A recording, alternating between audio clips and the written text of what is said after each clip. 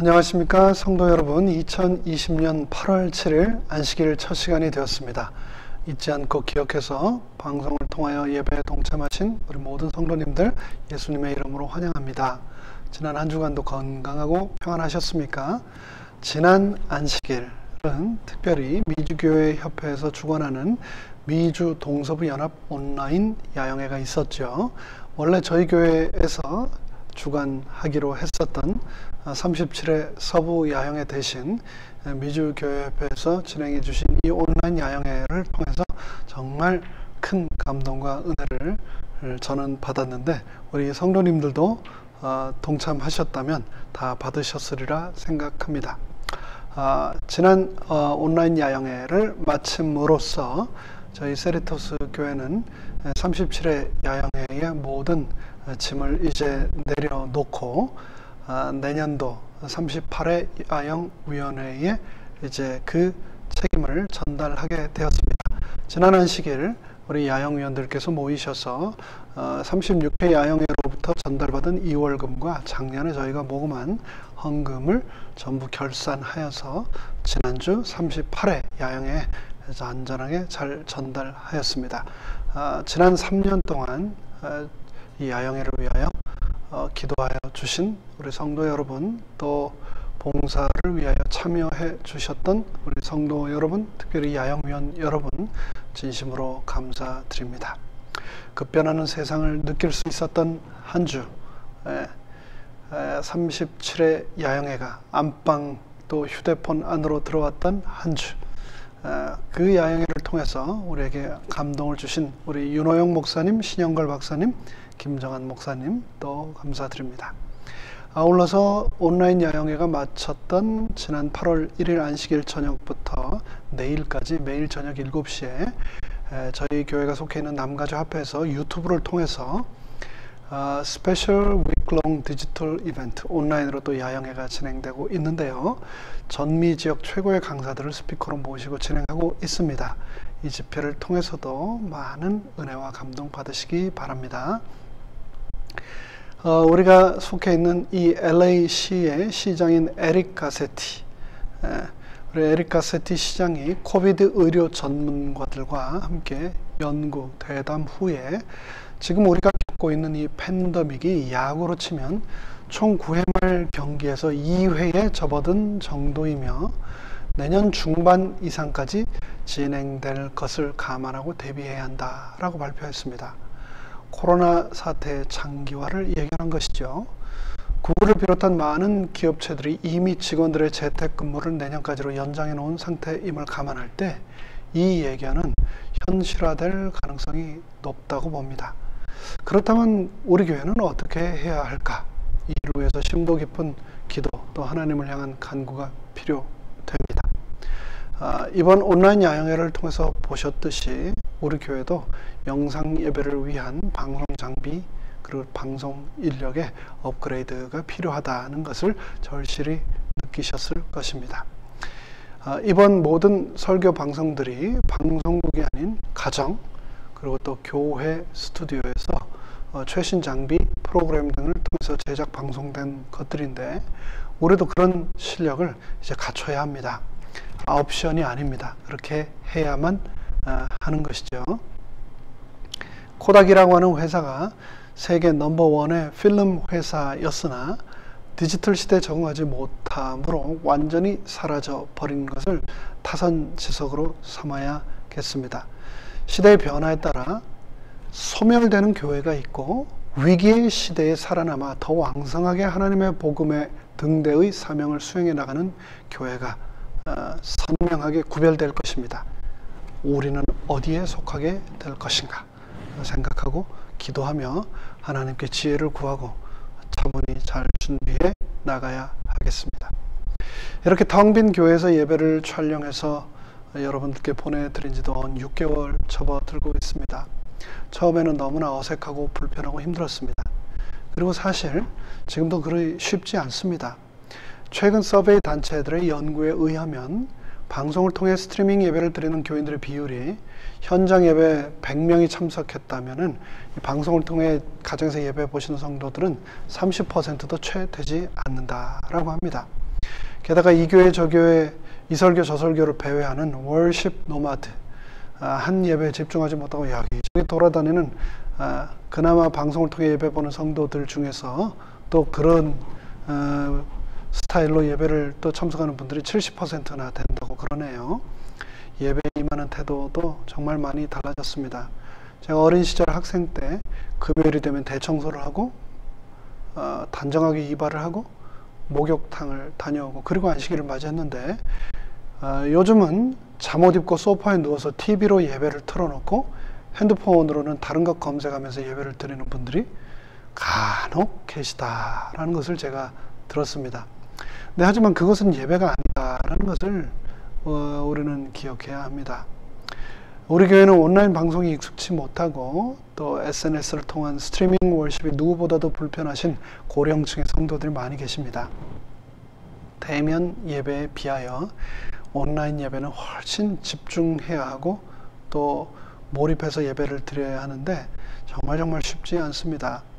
그렇기 때문에 예배를 위해서 더욱 열심히 기도하고 신령과 진정으로 우리가 예배에 임하기 위해 최선을 다해야 하겠습니다. 하나님이 예배의 장소가 비록 교회가 아닐지라도 내가 예배 드리는 그곳, 나의 서재, 나의 거실, 나의 안방에 하나님이 임재하신다는 사실을 꼭 기억하시기 바랍니다. 한 성도님이 지난주 우리 교회 교과 방송 및 설교 예배 방송을 구독자들에게 매주 보내고 계시다고 말씀하셨습니다. 이 교회 지금은 아무도 없지만 화면을 통하여 이전에 접할 수 없었던 제가 모르는 구독자들에게까지 이 예배 또 말씀이 전달된다는 것을 제가 다시 한번 듣고 더욱 엄숙한 마음으로 더 열심히 말씀 준비와 방송에 임하게 되었습니다. 방송을 통한 본 예배 그리고 또 예배 동참하시는 성도님들, 구독자들을 위해서 우리 모두 한 마음으로 더욱 열심히 기도해 주시기를 간절히 부탁드립니다. 오늘은 시편 16편을 본문으로 나를 지켜 주소서라는 제목으로 성령님의 임재하심을 이 시간 초대하겠습니다. 하늘에 계신 저희들의 아버지 하나님, 한 치 앞도 내다볼 수 없는 세상, 단 하루도 우리가 예측할 수 없는 이 코비드-19의 시대를 살아가는 우리를 그 먼 옛날 다윗을 지키셨던 것처럼 지켜주셨기를 간절히 간구합니다. 이 시간 시편 16편의 말씀을 펴고 하나님의 보호하심을 간절히 간구할 때 성령님을 통하여 우리에게 친히 말씀하여 주시옵기를 예수님의 이름으로 간절히 축원하옵나이다. 아멘. 오늘의 본문 시편 16편의 말씀을 개역 한글판으로 제가 읽도록 하겠습니다. 각 가정에 계신 우리 성도님들도 함께 읽어주시면 감사하겠습니다. 하나님이여 나를 보호하소서. 내가 주께 피하나이다. 내가 여호와께 아뢰되 주는 나의 주시오니 주밖에는 나의 복이 없다 하였나이다. 땅에 있는 성도는 존귀한 자니 나의 모든 즐거움이 저희에게 있도다. 다른 신에게 예물을 드리는 자는 괴로움이 더할 것이라. 나는 저희가 드리는 피의 전제를 드리지 아니하며 내 입술로 그 이름도 부르지 아니하리로다. 여호와는 나의 산업과 나의 잔의 소득이시니 나의 분깃을 지키시나이다. 내게 줄로 재어준 구역은 아름다운 곳에 있으며 나의 기업이 실로 아름답도다. 나를 훈계하신 여호와를 송축할지라. 밤마다 내 심장이 나를 교훈하도다. 내가 여호와를 항상 내 앞에 모시며 그가 내 우편에 계심으로 내가 요동치 아니하리로다. 이러므로 내 마음이 기쁘고 내 영광도 즐거워하며 내 육체도 안전히 거하리니 이는 내 영혼을 음부에 버리지 아니하시며 주의 거룩한 자로 썩지 않게 하실 것임이니이다. 11절입니다. 주께서 생명의 길로 내게 보이시리니 주의 앞에는 기쁨이 충만하고 주의 우편에는 영원한 즐거움이 있나이다. 아멘. 우리가 사는 이 세상은 아주 위험하고 혼란하고 불안정합니다. 그래서 이 시대는 많은 난제를 가지고 있습니다. 그리고 대부분의 그 난제에는 해법이 없습니다. 무슨 일이 일어날지 알 수 없습니다. 세계적으로든 국가적으로든 개인적으로든 무슨 일이 일어날지 알 수 없는 것. 그것이 바로 우리가 지금 살아가고 있는 세상의 현실입니다. 코로나로 세상이 멈춘 것 같은데 여전히 세상은 분주합니다. 하이웨이가 꽉꽉 막힙니다. 손으로 휴대폰을 놓고 살 수 없는 세상이 되었습니다. 뉴스를 단 하루도 듣지 않으면 불안한 시대가 되었습니다. 하루가 다르게 세상이 바뀌고 있습니다. 그런데 인터넷이나 휴대폰만큼 과거 인류의 삶에 큰 변화를 가져다 준 한 발명품이 있는데 뭔지 아십니까? 그것이 바로 시계입니다. 시계는 1400년경 유럽에서 발명되었다고 하죠. 시계의 발명은 문명권을 다 흔들어 놓았습니다. 오늘 우리가 삶의 압박을 느끼며 살아가고 있는데 이 시계의 발명이 엄청나게 큰 역할을 하고 있는 거죠. 이런 말 여러분 들어보셨습니까? 서구인들은 시계를 가지고 있지만 시간은 없다. 근데 아프리카 사람들은 시간은 많으나 시계는 없다 라는 말이 있습니다. 아프리카 선교사 다녀오신 분이 그랬습니다. 그곳에는 시계가 없고 TV도 없고 휴대폰도 없는데 진짜 편했다고요. 길에 신호등도 없고 표지판도 없고 길은 포장되지 않아 울퉁불퉁한데 그래도 너무 좋았다 라고 했습니다. 길에 스피드 카메라도 없고 경찰도 없고 그래서 가다가 언제든지 쉬어도 되고 쉬다가 가고 싶으면 언제든지 갈 수 있어서 너무나 편했다고 합니다. 우리는 무엇을 하든지 시계를 봅니다. 학교를 갈 때나 직장을 갈 때, 또 물건을 만들 때나 그 만든 물건을 납품할 때 시계를 봅니다. 약속을 할 때나 그 약속을 위해 기차를 타거나 비행기를 타거나 차를 탈 때 시계를 봅니다. 만약 시계가 없다면 정말 불편할 겁니다. 시계를 보지 않으면 우리는 아무것도 할 수 없습니다. 아침에 일어날 때, 밥을 먹을 때도 시간에 맞춰 움직입니다. 끊임없이 째깍거리는 시계에 의해 움직입니다. 시계가 없으면 모든 것이 멈춰 섭니다. 우리는 시간을 보고 시간에 따라 행동합니다. 시계를 차고 있는 현대인들은 모두 그래서 시간에 쫓깁니다. 아무도 나를 쫓아오지 않는데 나는 도망갑니다. 이렇게 우리가 안달하고 불안해하며 사는 그 배경에 바로 시계가 있습니다. 시간적 압박은 무자비합니다. 우리가 어떤 일을 할 때 시간을 맞추지 않으면 안 됩니다. 문명 사회에는 자비가 없습니다. 시간을 정확히 지켜야 합니다. 사람이 원하든 원하지 않든 정해진 시간에 정확하게 맞춰서 돌아가야 합니다. 오늘날 이 사회는 그래서 성과 사회라고 합니다. 성과를 내야 합니다. 최대한 짧은 시간에 많은 결과를 만들어내야 그것을 능력이라고 얘기하지요. 생산을 최대화하고자 하는 열망이 우리 안에 있습니다. 그런데 생산을 최대화하려면 스피드가 필요합니다. 속도를 내야 합니다. 시간을 단축해야 합니다. 짧은 시간에 많은 결과를 만들어내야 합니다. 그러기 위해 시간에 쫓기는 사람들은 끊임없이 과잉 활동을 해야 합니다. 그래서 오늘도 사람들은 분주할 수밖에 없습니다. 시간의 노예가 되어 살아가게 되는 것이죠. 이런 사회의 특징은 항상 피로에 찌들려 사람들이 살게 된다는 겁니다. 철학자 한병철이라는 교수는 그래서 피로사회라는 책을 썼습니다. 오늘 이 사회는 피로한 사회라는 것이죠. 그런데 프랑스의 철학자 질 들레즈는 소진된 인간이라고 하는 책을 또 썼습니다. 오늘날 인간은 피로에서 한 단계 더 나아가 완전히 번아웃된 소진된 삶을 살아간다 라는 그런 책입니다. 이런 시대의 특징은 바쁘고 무엇인가에 쫓기는데 무엇을 위해 바쁜지 알지 못한다는 데 있습니다. 방향이 없습니다. 초점이 없습니다. 열심히 달리고 있는데 어디로 달려가고 있는지를 모릅니다. 그런 우리를 향하여 히브리서 12장 2절은 믿음의 주여 또 온전케 하시는 이인 예수를 바라보며 달려나가라고 말하고 있습니다. 이 말씀을 우리가 너무나 잘 알매도 불구하고 우리의 시선을 예수님께 두어야 한다는 것을 알매도 불구하고 현대 그리스도인들의 시선은 전부 다초점입니다. 여러 가지 일을 동시에 쫓고 있습니다. 요즘 운전할 때 정말 조심해야 합니다. 운전하면서 휴대폰 조작하는 사람들이 얼마나 많은지 모릅니다. 운전하면서도 끊임없이 이메일, 텍스트를 확인하고 통화하느라 온전히 집중하지 못하는 거죠. 조금 전에 말씀드린 것처럼 스트리밍 예배 때도 마찬가지입니다. 휴대폰으로 스마트 TV로 예배 중에도 끊임없이 우리의 눈과 귀와 관심을 빼앗는 방해물들이 얼마나 많은지 모릅니다. 이것이 인터넷 시대의 특징입니다. 클릭하면 접속이 가능합니다. 그리고 클릭하는 순간, 접속하는 순간 우리의 시선은 그곳에 완전히 다 빼앗겨 버리고 맙니다. 이것은 우리의 내면에 불안을 가져옵니다. 그래서 불안정한 삶을 살 수밖에 없습니다. 하루도 수없이 잡다한 일들이 쉴 새 없이 밀어닥칩니다. 그래서 어디다 초점을 맞추고 살아야 할지 너무나 혼돈스럽습니다. 그럴 수밖에 없는 시대입니다. 사람들은 지쳐 있습니다. 그런데 오늘의 본문 시편 16편에 보면 내용이 굉장히 밝습니다.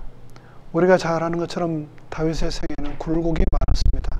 힘든 순간들이 많았습니다. 다윗은 쫓기는 삶도 살았습니다. 그리고 인생의 위기를 많이 겪었습니다. 왕이 되기 전에는 사울의 끊임없는 추적 속에 위기를 만났습니다. 왕이 된 후에는 수많은 전쟁을 치러야만 했습니다. 그리고 말년에는 아들의 반란까지 겪었습니다. 인생의 쓴맛 단맛을 다 경험했습니다. 다윗의 삶은 어려움의 연속이었고 요동치는 삶이었습니다.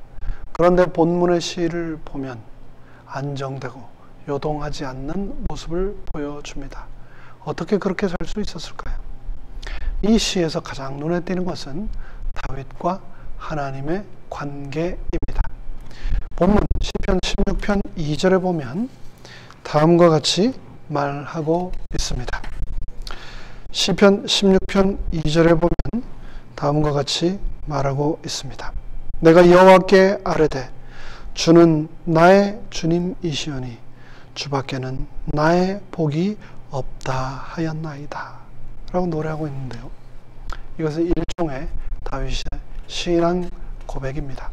주밖에 나의 복이 없다. 이것은 정말 중요합니다. 바로 이것이 다윗의 삶의 안정감의 비밀이기 때문에 그렇습니다. 다윗이 어떻게 이렇게 고백할 수 있었는지 본문 8절로 9절을 보면 다윗의 고백이 또다시 이렇게 심화되어 있습니다.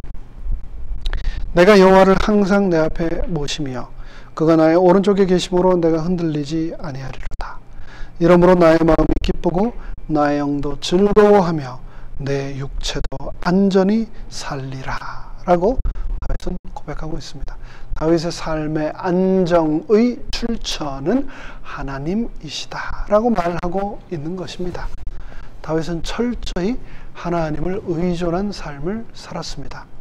내가 여호와를 항상 내 앞에 모신다 라는 구절을 통해서 다윗의 신앙의 태도를 우리는 볼 수 있습니다. 내 앞에 항상 여호와 하나님을 모셨던 다윗처럼 나도 그런 삶을 살게 해달라고 기도해야 하겠습니다. 그리고 또 16편 4절에 보면 다른 신에게 예물을 드리는 자는 괴로움이 더할 것이다 라고 기록하고 있습니다. 여기 다윗과 대조를 이루는 사람이 나옵니다. 어떤 사람입니까? 바로 다른 신에게 예물을 드리는 자입니다. 하나님 외에 다른 신에게 예물을 드리는 자, 하나님 외에 다른 신을 섬기는 자들은 괴로움에 빠지게 되어 있다라고 다윗은 노래하고 있습니다. 팀 켈러라고 하는 아주 유명한 기독교 저자, 그가 쓴 내가 만든 신이라고 하는 책 혹시 읽어보신 분 계십니까? 우리는 살아가면서 많은 신을 만듭니다. 우리의 괴로움은 딴 데 있지 않습니다. 누가 주는 것도 아닙니다. 바로 내가 수많은 우상, 신을 만들기 때문입니다. 돈이라는 신을 만들고 권력이라고 하는 신을 만들고 이 세상에 눈에 보이는 무엇이든지 그것들을 닥치는 대로 신으로 삼으며 우리는 살아갑니다. 그래서 존 칼빈은 우리의 마음은 우상 공장이다 라고까지 말했습니다. 그런데 다윗은 하나님만이 나의 복입니다 라고 고백했습니다. 다윗은 내가 여호와를 항상 내 앞에 모십니다 라고 고백했습니다. 이 말인즉슨 하나님과 나 사이에 그 무엇도 끼어들 수 없습니다 라고 선언한 것이죠. 우상을 섬기는 사람들은 자신이 섬기는 우상을 자주 바꿉니다. 마음에 들지 않으면 또 바꿉니다. 마치 가구 바꾸듯 계속해서 바꿉니다. 자기를 만족시켜 줄 것을 계속 찾기 때문입니다. 행복은 어디서 찾을 수 있습니까? 본문 시편 16편 2절에 보면 주밖에 나에게는 복이 없습니다 라고 다윗이 노래를 했는데요. 우리가 기도하는 가운데 해야 될 일은 일주일 동안 살면서 나 자신도 모르게 만들어 놓았던 예수님 외에 복으로 삼고자 했던 그 모든 것들을 불로 태우는 작업입니다. 그것이 바로 우리가 하나님께 지금 드리고 있는 거룩한 산제사 예배입니다. 이 예배를 통해서 주밖에 없습니다. 주님만이 나의 축복입니다 라고 고백을 함으로 나의 행복이 소유에 있는 것이 아니라 하나님과의 관계에 있다는 것을 고백하게 되기를 간절히 바랍니다. 우리의 인생을 결정하는 것은 관계입니다. 태어나서 죽을 때까지 우리는 수없이 많은 관계를 맺으며 그 관계를 통해서 살아갑니다. 그런데 안타깝게도 이 세상에는 우리가 전적으로 의지할 수 있는 그 어떤 관계도 존재하지 않습니다. 2000년 전 사마리아 우물가의 한 여인은 남편이라고 하는 관계가 자신의 목마름을 해결해 줄 것이라 기대하며 5번이나 시도했지만 그녀가 맺었던 그 어떤 관계도 그녀의 목마름을 해결해 줄 수 없었습니다. 그것을 믿지 않고 자꾸 세상에서 맺는 관계들을 의지하고 기대하면서 우리는 계속해서 상처받으며 살아갑니다. 그러나 다윗은 그것을 깨달았습니다. 그래서 그는 시편 16편 8절에서 내가 여호와를 항상 내 앞에 모시며 라고 고백하며 하나님만이 내가 의지할 수 있는 유일한 분임을 고백했습니다. 다윗은 하나님의 임재를 늘 체험하고 살았기 때문에 세상에서 맺었던 수많은 관계에서 오는 실망을 극복할 수 있었고 궁극적인 관계에 대한 목마름을 극복하며 살아갈 수 있었습니다. 다윗의 영성의 핵심은 하나님에 대한 생생한 체험이었습니다. 하나님에 대해 생생하게 체험했다는 것은 하나님과의 관계가 친밀했다는 의미입니다. 그래서 다윗은 그것은 모든 시에서 그것을 뿜어내고 있습니다.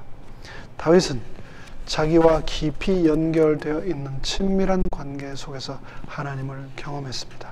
다윗은 여호와께서 나를 사자의 발톱과 곰의 발톱에서 건져내셨은즉 나를 이 블레셋 사람의 손에서도 건져내시리이다 라고 고백했습니다. 다윗은 자신의 삶과 뗄래야 뗄 수 없는 관계 속에서 하나님을 실제로 경험했습니다. 삶의 현장에서 하나님의 능력이 무엇인지 경험했습니다. 하나님께 쓰임받았던 사람들은 공통된 한 가지 특징을 가지고 있습니다. 그것은 바로 하나님의 임재를 경험했다는 것입니다. 그것이 파워입니다. 다윗은 하나님의 임재를 갈망했습니다. 하나님께 더 가까이 나아가기를 원했습니다. 왜 그랬을까요? 그것이 그의 삶의 원동력이었기 때문입니다. 그래서 그는 코람데오 여호와의 면전에서 살기를 그토록 갈구했던 것입니다. 다윗의 생애를 흔드는 일이 수없이 일어났습니다. 그가 권좌에 앉아있을 때에도 그를 흔드는 사람들이 있었습니다. 그런데 다윗은 자신의 삶이 흔들릴 때마다 어떻게 했습니까? 오늘 16편 1절에 보면 바로 답이 나옵니다. 다윗은 하나님이여 하나님께서 나를 지켜주시옵소서 내가 하나님께 피하겠습니다 라고 기도했습니다. 시편에 자주 등장하는 단어가 있습니다. 다윗이 즐겨 썼던 단어 바로 하사라고 하는 히브리어 피난처라고 하는 단어입니다. 다윗이 즐겨 사용했던 피난처는 하나님과 관련된 단어입니다. 피난처란 무엇입니까? 피난처는 도망 다닐 때 피하는 곳입니다. 도망친다는 것은 별로 좋지 않은 상황입니다. 위험하고 다급한 순간입니다. 그러나 그런 순간마다 하나님이 다윗의 피난처가 되어 주셨다는 겁니다. 우리의 신앙에서도 마찬가지입니다.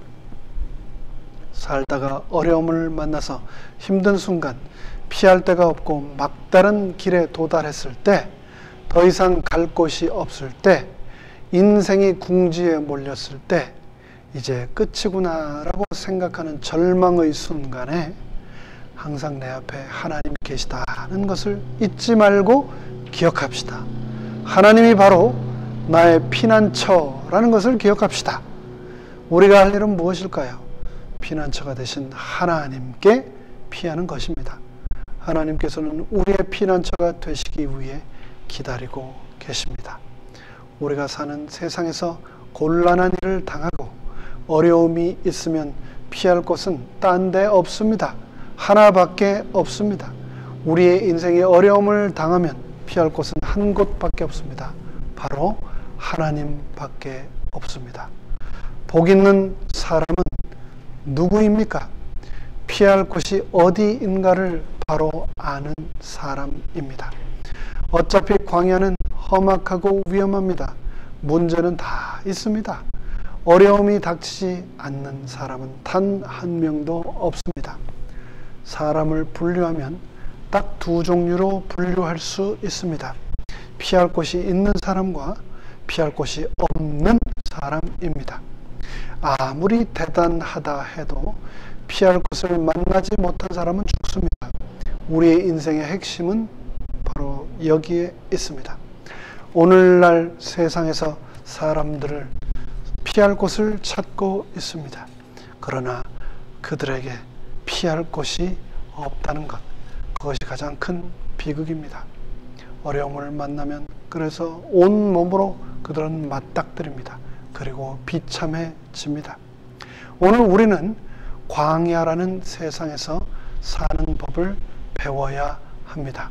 광야에서 사는 법, 광야에서 살아남는 법, 그것은 딴 게 아닙니다. 어려움이 오면 여호와께로 피하는 것입니다.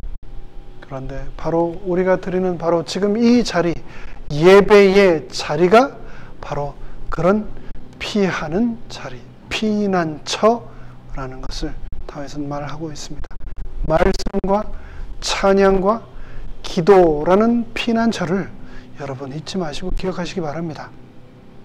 하나님께서는 가장 강력한 피난처 되십니다. 하나님께서는 완벽한 피난처이십니다.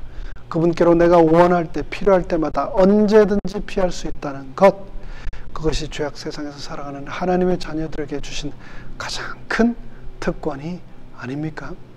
세상은 불안정합니다. 모두 벼랑 끝에 서 있는 것 같습니다. 그럼에도 불구하고 우리에게 피난처 하나님이 계시다는 것을 잊지 마시기 바랍니다. 하나님께서는 피난처만 되시는 것이 아니고 우리의 공급자가 되십니다. 시편 16편 5절로 6절에 보면 다음과 같이 말씀합니다. 여호와는 나의 산업과 나의 잔의 소득이시니 나의 분깃을 지키시나이다. 내게 줄로 재어준 구역은 아름다운 곳에 있으며 나의 기업이 실로 아름답도다 라고 기록하고 있습니다. 이 말씀은 하나님께서 누구에게나 필요한 축복을 꼭 주신다라는 약속의 말씀입니다. 하나님 왜 나를 버리셨습니까? 하나님 왜 나의 기도에 응답하지 않으십니까? 하나님 왜 나의 필요를 채워주지 않으십니까? 아닙니다. 오늘의 말씀을 통해서 하나님께서는 나에게 필요한 축복을 반드시 채워주신다. 하나님께서 나에게 딱 맞는 정해놓으신 축복을 주시겠다라고 약속하셨고 그 약속을 분명히 지키실 것입니다. 그렇기 때문에 다른 사람이 가지고 있는 것 부러워할 필요 없습니다. 오늘 이 시대의 특징은 불만족입니다. 불만족이 도시를 채우고 있습니다. 사람들의 입에 불만족이 가득합니다. 만족하고 사는 사람이 별로 없습니다. 아무리 가져도 만족되지 않는 것, 그것이 이 시대의 삶입니다. 내가 하나님의 자녀라면, 그럼에도 불구하고 내가 하나님의 자녀라면 지금 이 순간 나에게 주어진 현실이 하나님께서 나에게 가장 합당하게 허락하신 환경이요 축복이라는 것을 받아들이고 감사해야 합니다. 내일 필요한 것은 내일 하나님께서 주실 것입니다. 그리고 오늘 나에게 주신 것이 이만큼이면 이만큼이 오늘 나의 삶에 필요한 양이다, 필요한 만큼이다 라는 것을 믿고 족하게 여기고 감사해야 하겠습니다. 이렇게 하나님의 임재 가운데 살 때 어떤 일이 일어나는가? 시편 16편 9절 그리고 11절은 다음과 같이 노래합니다. 이러므로 나의 마음이 기쁘고 나의 영도 즐거워하며 내 육체도 안전히 살리니 주께서 생명의 길을 내게 보이시리니 주의 앞에는 충만한 기쁨이 있고 주의 오른쪽에는 영원한 즐거움이 있나이다. 자, 말씀을 마치겠습니다. 세상에도 기쁨이 있습니다. 그런데 이 세상의 기쁨에는 충만한 기쁨이 없습니다. 그래서 세상의 즐거움은 쾌락이라고 합니다. 쾌락이라는 것은 짧다라는 의미입니다. 즐거움이 있는데 짧은 것이죠. 근데 금방 읽은 11절을 보면 주의 오른쪽에는 영원한 즐거움이 있나이다 라고 기록하고 있습니다. 변하지 않는, 소멸되지 않는, 영원히 지속되는 즐거움, 쾌락이 아닌 잠깐 있다가 소멸되는 그런 한시적인 기쁨이 축복이 아닌 영원한 축복, 즐거움이 있다는 것입니다. 이 세상 속에 결코 함몰되지 않고 즐거워하고 기뻐하고 감사하도록 우리를 이끌어 주시는 하나님의 은혜를 누리시면서 승리하게 되시기를 간절히 바랍니다. 그리고 나의 삶의 피난처 되신 여호와 하나님, 그분께로 피하시는, 그분께로 피함으로 나를 지켜주시는 그분 함께 동행하는 우리 모두가 되기를 간절히 바라며 말씀을 마치겠습니다. 다 함께 머리 숙여 기도드리겠습니다. 하늘에 계신 저희들의 아버지 하나님, 나를 지키시는 피난처 되신 하나님을 늘 삶의 삶 속에 면전에 모시고 살았던 다윗처럼 우리 또한 그런 삶을 살기를 간절히 원하오니 하나님 우리를 불쌍히 여겨주시고 나의 피난처가 되어주시고 나의 도피성이 되어주시고 나의 방패가 되어주시고 나의 산성, 나의 구원의 바위가 되어 주시옵소서. 예수님의 이름으로 간절히 기도드리옵나이다.